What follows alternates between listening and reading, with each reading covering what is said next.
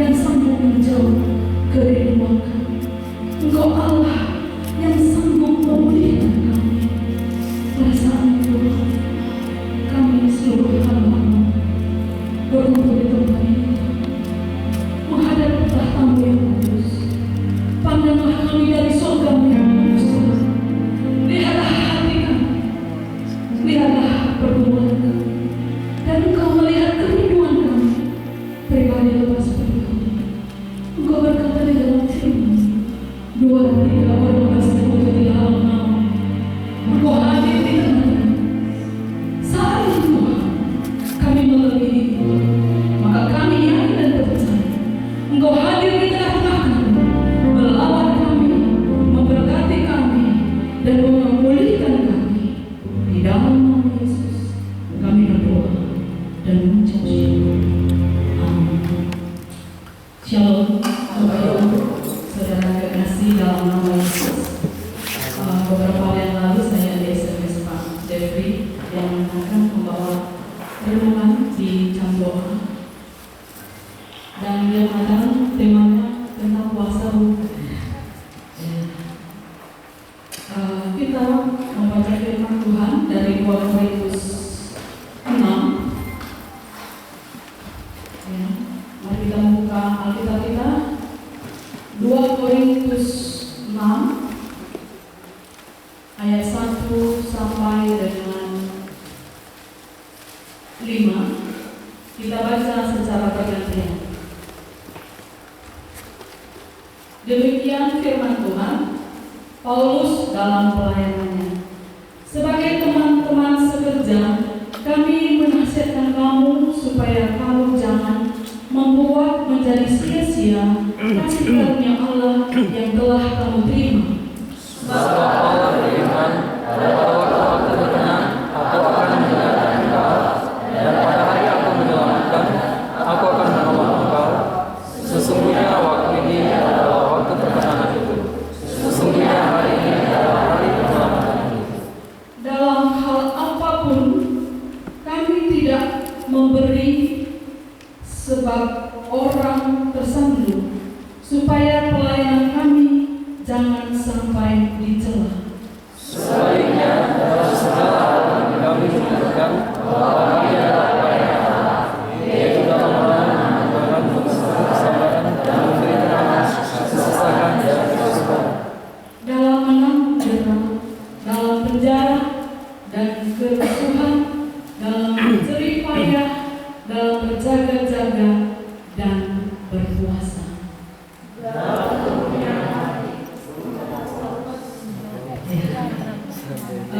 Shalom, saudara kekasih dalam nama Yesus.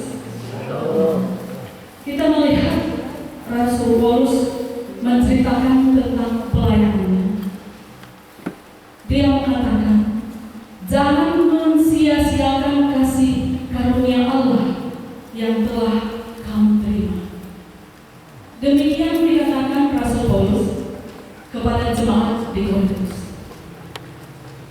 Kira-kira kasih karunia apa yang kita rasakan saat ini, yang Tuhan telah anugerahkan bagi kita, sehingga kita dapat melayani Tuhan dengan semaksimal mungkin, dengan segenap hati kita, dengan segenap kekuatan kita, dengan segenap akal budi kita, sehingga kita boleh melihat, meneladani Rasul Paulus di dalam pelayanannya. Dia mengatakan, jangan sia-siakan kasih karunia Allah yang kamu terima.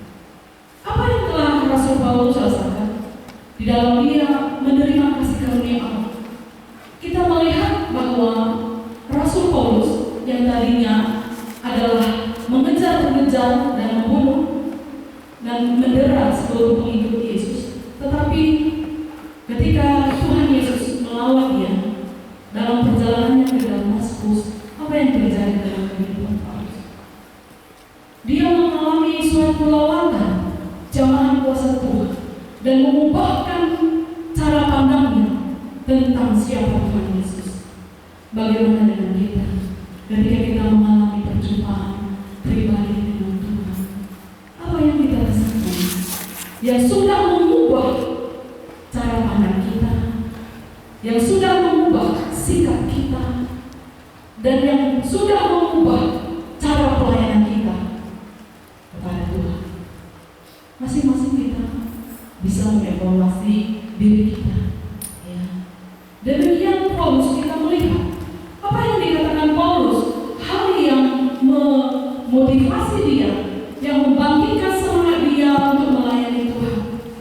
Dia mengatakan bahwa dalam hal ini apapun kami tidak memberi, sebab orang tersandung. Dia tidak ingin di dalam pelayanannya membuat orang lain tersandung. Ya. Tetapi dia menunjukkan suatu teladan hidup di dalam pelayanan. Dia tidak mau orang yang mengenal dia dan yang bersama-sama dengan dia melayani Tuhan tersandung dalam dosa dan kesalahan yang tidak terima di dalam Tuhan. Itulah menjadi tanggung jawab kita sebagai pelayan Tuhan, sebagai hamba Tuhan, menjadi tanggung jawab kita sehingga kita tidak membuat orang lain tersandung, terjatuh di dalam dosa karena perkataan kita, karena tindakan kita, karena pelayanan kita. Tetapi apa yang dikatakan Rasul Paulus? Sebaliknya, dalam segala hal kami menunjukkan bahwa kami adalah pelayan Allah. Rasul Paulus menunjukkan jati dirinya sebagai pelayan Allah. Bagaimana dengan kita di dalam melayani Tuhan? Sudahkah jati diri pelayan hamba Tuhan, jati diri sebagai pelayan Allah itu sudah nyata dan terbaca seperti surat yang terbuka di dalam hidup kita? Ini menjadi pedoman bagi kita di saat jam doa seperti ini. Jika ada sesuatu nanti yang kita lakukan, yang kita pikirkan dalam hidup kita, kita minta ampun kepada Tuhan, minta Roh Kudus mengoreksi hati kita, tindakan kita. Mungkin kita menyadari masih dalam jalur yang benar, masih dalam jalur kebenaran, tetapi ternyata itu tidak benar di mata Tuhan. Mari kita di dalam jam doa ini, kita merenung dan mengevaluasi diri kita. Apakah kita sudah menunjukkan jati diri sebagai pelayan Allah? Kita melihat selanjutnya dikatakan Rasul Paulus, dalam menahan dengan penuh kesabaran dalam penderitaan, kesesakan, dan kesukaran, dalam menanggung derang, dalam penjara dan kerusuhan, dalam berjerih payah dan berjaga-jaga dan berpuasa. Bagaimana kita sebagai hamba Tuhan berjaga-jaga di dalam kehidupan kita? Ya. Bagaimana kita mampu berjaga-jaga, menjaga sebagai penjaga bagi saudara kita sendiri, kalau diri kita sendiri kita tidak mampu jaga? Fungsi kita adalah sebagai penjaga. Penjaga bagi saudara kita, penjaga bagi keluarga kita, dan penjaga bagi jemaat Tuhan. Minta kekuatan kepada Tuhan supaya kita terlebih dahulu dapat menjaga mulut kita, menjaga pikiran kita, dan menjaga tindakan kita, sehingga kita boleh mampu menjaga saudara kita. Amin. Saudara kasih di dalam nama Yesus. Di dalam pelayanannya ternyata Rasul Paulus melakukan puasa di dalam kehidupannya. Dia berpuasa. Kira-kira apa makna puasa bagi kita masing-masing? Apakah masih perlu berpuasa atau tidak? Ya. Apakah masih perlu berpuasa atau tidak? Saya dari gereja GKP. Di gereja kami tidak dibuat satu statement yang harus berpuasa, tetapi boleh berpuasa. Tetapi saya melakukan puasa karena ini saya melakukan dalam firman Tuhan. Apa yang diteladankan oleh para hamba Tuhan, yaitu berpuasa. Yesus sendiri untuk masuk ke dalam pelayanan 40 40 hari 40 malam dia berpuasa, kemudian dicobai oleh iblis. Ya. Guru kita Sang Agung, Yesus, Tuhan kita, juga melakukan puasa di dalam hidup sebelum dia terjun ke dalam pelayanan. Saudara dikasih dalam nama Yesus, bagaimana seharusnya kita berpuasa? Bagaimana seharusnya kita berpuasa? Kalau kita berpuasa, firman Tuhan mengatakan, jangan tunjukkan kamu sedang berpuasa dengan membuat mukamu muram dan menunjukkan satu hal bahwa dirimu sedang berpuasa. Ya, di dalam Matius 6 bisa kita baca jika ada yang mendapat di dalam Matius 6.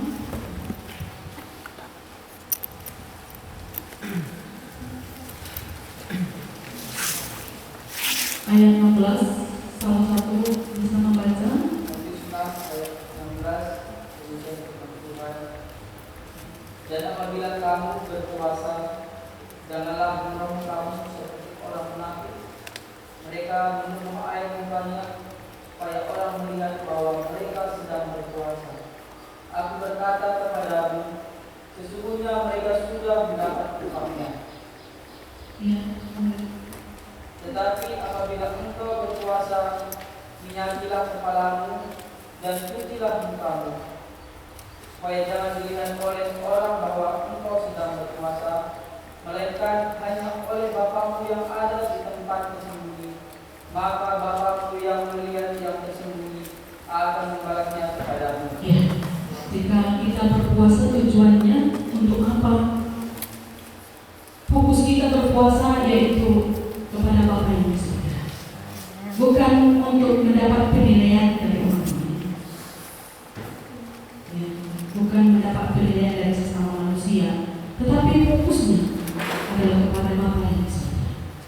Demikianlah kalau kita berpuasa, sehingga kadang-kadang jangan ganggu aku lagi berpuasa.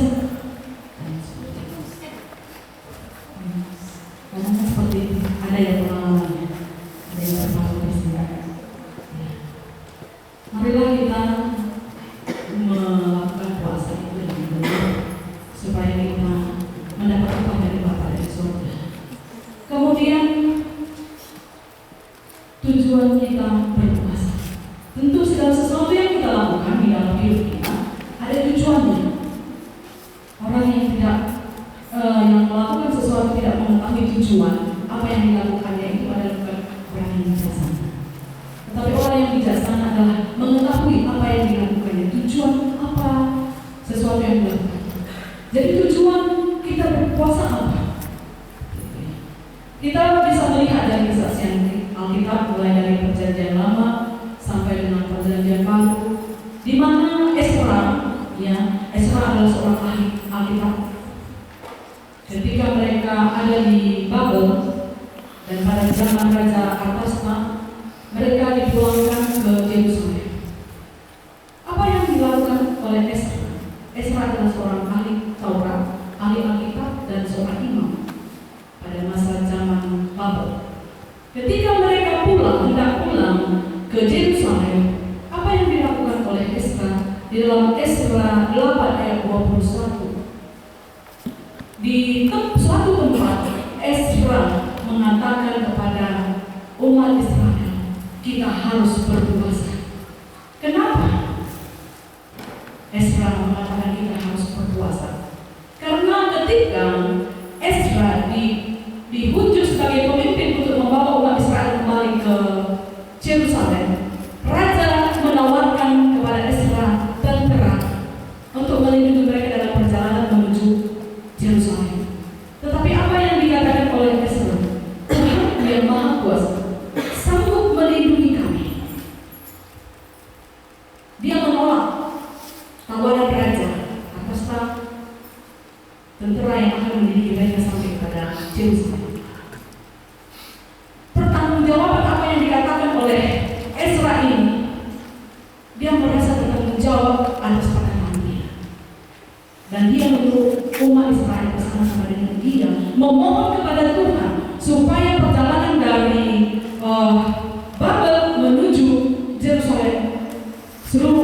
berjalan dengan aman, harta mereka tidak dirampas.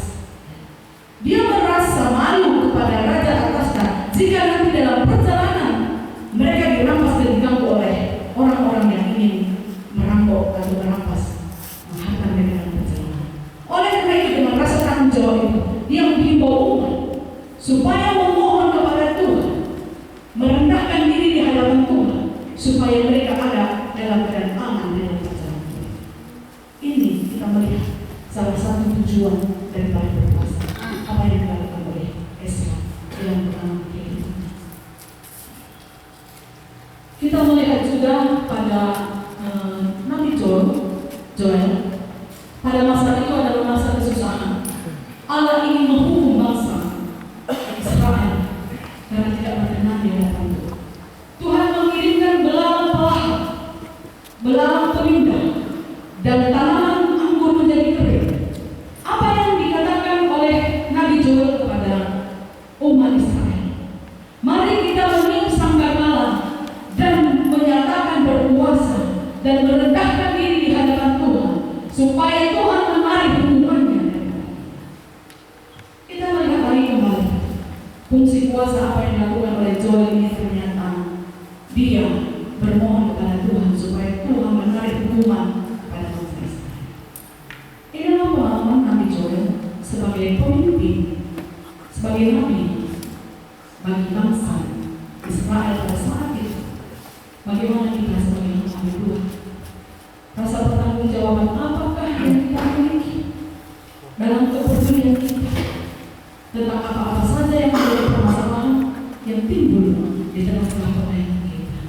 Apakah kita menjadi seorang Joel yang memotivasi jemaat untuk merendahkan diri di hadapan Tuhan dan berseru dan memohon kepada Tuhan supaya diberikan keselamatan?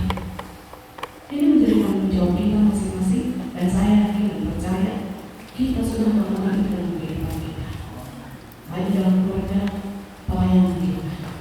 Selanjutnya kita bisa melihat hal yang lebih menarik di dalam Yesaya 58. Tujuan kita berpuasa pada saat ini apa? Demikian juga pada saat Nabi Yesaya berbicara pada bangsa Israel. Tuhan menegur bangsa Israel. Aku muak dengan ibadah. Aku muak dengan ibadah. Demikian Tuhan berkata. Yang Tuhan inginkan adalah ibadah yang sejati, bukan kemunafikan di dalam ibadah. Apa yang dikatakan di dalam Yesaya 58? Apakah dengan berseru dan memakai kain kamu engkau merasakan bahwa aku berkenan terhadap puasa?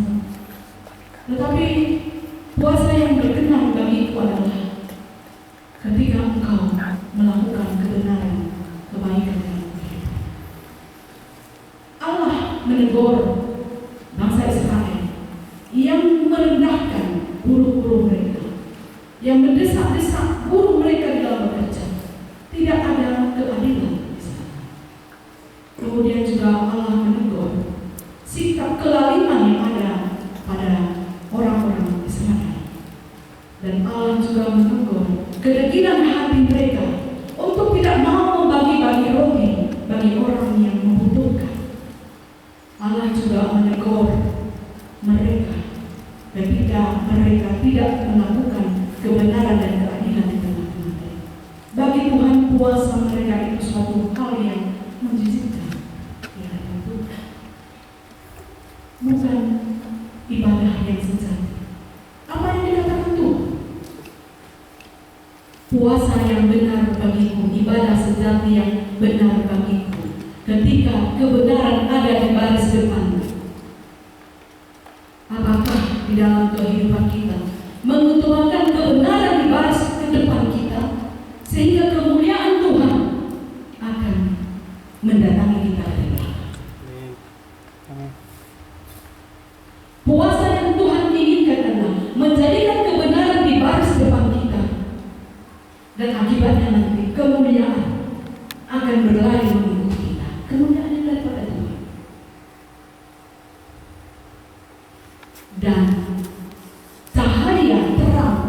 seperti fajar pagi-pagi terang benderang akan menyinari kita, dan Tuhan akan menuntun langkah-langkah kita. Tuntunan Tuhan di dalam hidup kita sungguh kita perlukan, apalagi kita sebagai hamba Tuhan.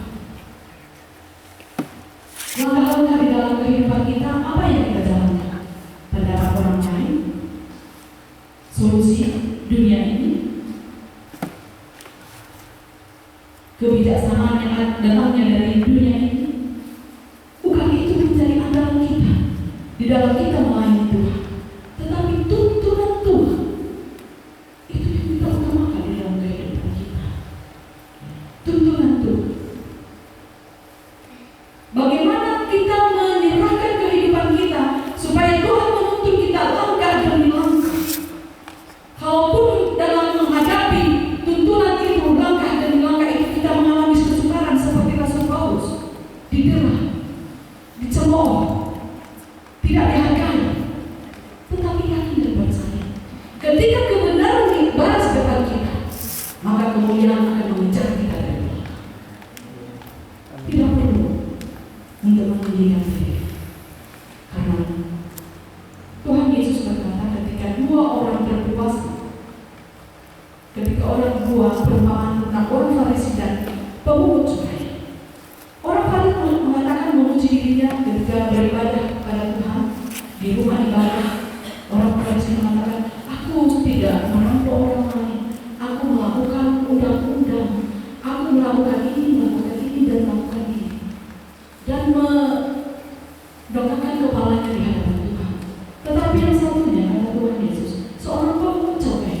Dia berdiri di sudut-sudut rumah ibadah dan memukuli dadanya dan mengakui kesalahannya di hadapan Tuhan. Dan apa kebenaran yang dinyatakan Tuhan dalam perumpamaan ini? Ternyata ketika mereka pulang, apa yang dikatakan Tuhan Yesus? Orang yang benar di hadapan Tuhan adalah pemungut cukai yang merendahkan dirinya di hadapan Tuhan. Siapa yang meninggikan dirinya di hadapan Tuhan akan direndahkan, dan siapa yang merendahkan dirinya di hadapan Tuhan akan ditinggikan. Amin. Bapak Ibu Saudara kasih dalam nama Yesus, kita melihat sebagai hamba Tuhan, sebagai anak STT, pengetahuan saudara mungkin lebih besar, lebih banyak dari orang-orang yang ada di luar sana. Demikian juga hanya dalam pemahaman puasa ini, pasti lebih tahu banyak bagaimana tentang puasa Ester dengan berpuasa Daniel menyelamatkan satu bangsa. Bagaimana dengan puasa Daniel? Tentu kita sudah mengetahui semua itu dan kita sudah membacanya. Karena siswa di tempat ini sudah khatam Alkitab ya. Kan sudah khatam Alkitab ya. Waktu awal masuk ke STT ini harus diharuskan membaca Alkitab. Jadi sudah khatam Alkitab. Sama dengan saudara kita. Mereka mengatakan satu kebanggaan ketika khatam.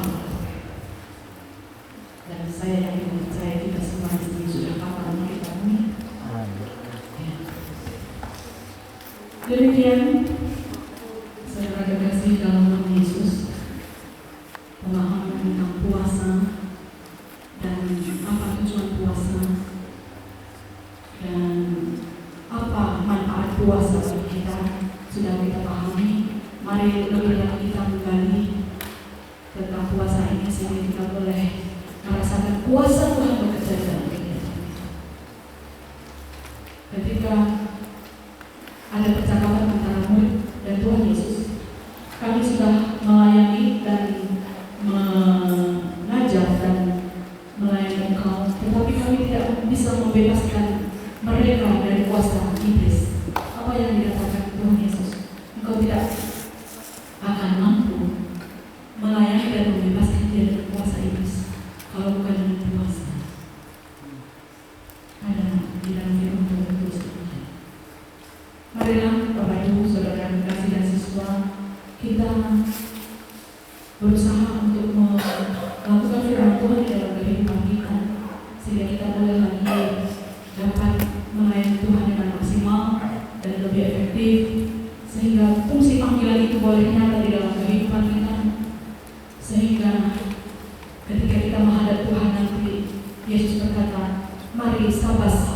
hambamu yang setia, Engkau telah melakukan kehendak Bapa. Karena firman Tuhan juga berkata, Yesus berkata, Aku telah melakukan mujizat demi nama-Mu, bernubuat demi nama-Mu, dan mengajar demi nama-Mu. Apa yang Yesus katakan? Hanyalah hai pembuat kejahatan, karena aku tidak mengenal Engkau, dan Engkau tidak melakukan kehendak Bapa di surga. Marilah kita sebagai hamba Tuhan yang sudah mempersiapkan diri kita di tempat ini, kita berusaha dengan pertolongan Roh Kudus, dengan kerendahan hati, kita melakukan kehendak Bapa di dalam kehidupan kita pribadi, sehingga nyata terang Kristus memenuhi kehidupan kita. Amin. Mari kita berdoa dan sekalian dengan doa sepakat